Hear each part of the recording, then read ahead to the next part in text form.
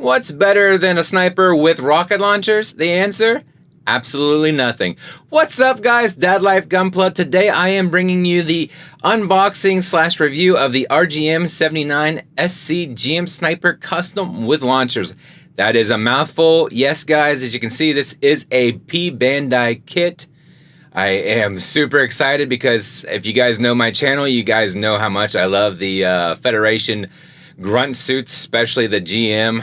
Hands down one of my personal favorites, but man, this is gonna be a fun kit to build.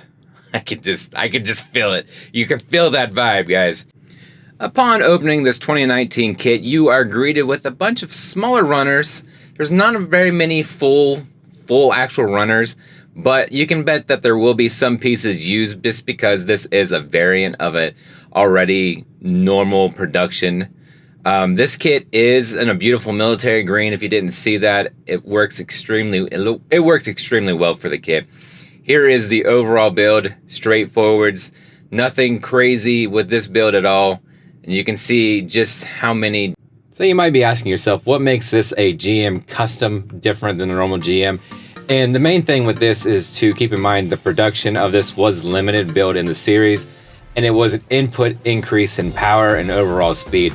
It actually was compared to the speed of the Gundams, so that's kind of just a little backstory of the kit itself before we get into the rest of the build. Now this is a custom, so you do have additional launcher rockets that you won't have with the other kit as well, but you can kind of go through here. You can see there's nothing that really sticks out as far as complexity in the kit.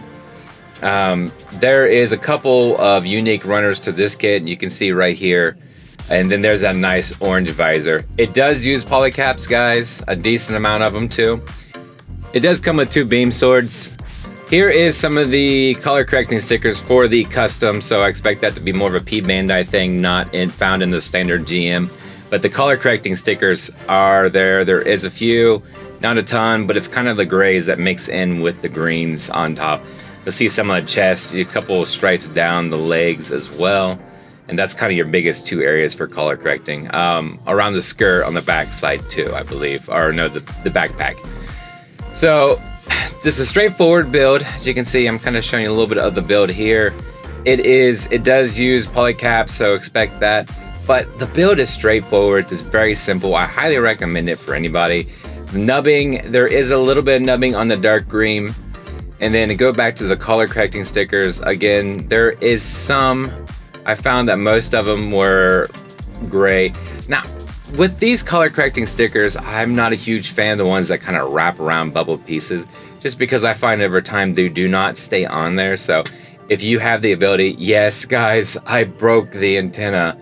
Technically, my backdrop broke it when I fell on it because the wind blew it over, but I was super sad about that. Here is the overall completion.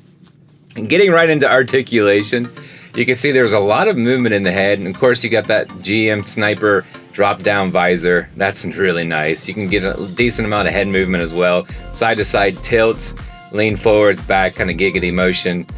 As you can see, a full arm raise right there. The vents come up and down, and then you get a full twist at the bicep. Double joint bend right there at the elbow. So there is a lot of dynamic articulation and posing for this kit that you can do. As you can see, head scratcher right there. Where's my antenna? But we can get through. The shoulders kind of pull out a little bit too to add to that, help with that actual holding of the sniper gun. Full ball joint twist right there. I did find on the wrist they have a tendency to kind of pop out a little bit. The ball joint's on a little bit of a peg. So when that happens, I do find that the kits typically, they can pop out of place. You may want to tighten that up a little bit. Decent splits, but it can't do the full amount. That's limited by the side skirts. Front skirt is all one piece. And then in the legs right there, you can see a swivel. There is an actual swivel that brings it forwards. Solid articulation again in the legs, but it is prevented. Now the rear skirt does not move, so you do have some limitations. Double joint bend in the knee, as you can see right there, it does not come back, so it does limit what you can do with that pose, unfortunately. Then the rocket launchers are on a single peg that comes up and then slides nicely over the shoulders. They hang on well too. Guys, all the accessories you get in the kit right here.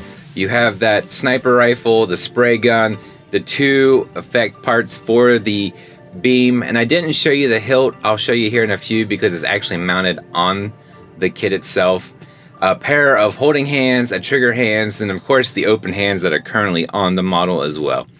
Let's take a closer look at the actual beam rifle. You can see right here that it actually stows up, the butt of the gun stows up, and then the bottom piece, or the actual barrel, comes off and attaches underneath to provide a little bit of storage space on the back side of the model.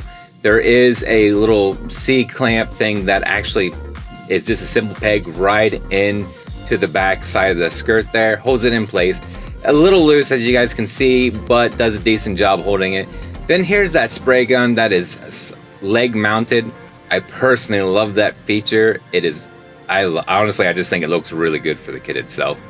But right here, you can see with the hilt, comes out from the beam effect, and then it pegs right into the arm, the upper arm right there, and leaves you an option to use that if you want to choose to pose it in that specific thing. So you can see a lot of different features in this small kit. It was not that expensive of a P-Bandai kit. There's those beautiful rocket launchers. Oh man, they're so gorgeous. You can see, I will make a note real quick that those orange stripes around the rocket launchers, those decals do not want to stay on. So if you have a plan to resolve that, whether paint it or put some kind of coating over top of it to keep it in place, I highly recommend that. Of course, the antenna was super flimsy. It broke so easily. That's my 2 biggest complaints with this kit. And then one other little mention I would say is, I would definitely be aware of the decals. You actually place decals over top of color correcting stickers. I do not like that one bit, and it is what it is. It's on that chest and then on the one leg as well. Guys, this kit was super awesome, super simple build. Highly recommend it. I do suggest it.